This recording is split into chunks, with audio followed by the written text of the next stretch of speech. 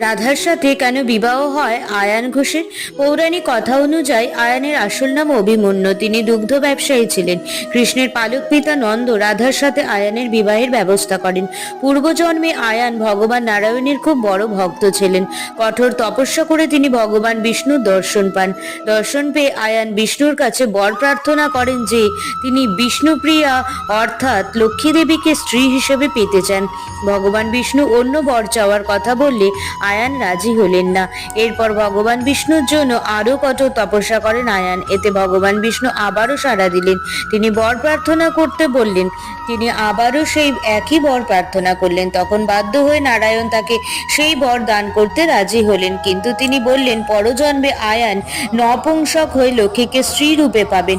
আর লক্ষ্মীকে স্ত্রী রূপে পেলেও লক্ষ্মীর মন জুড়ে শুধু বিষ্ণুই থাকবে।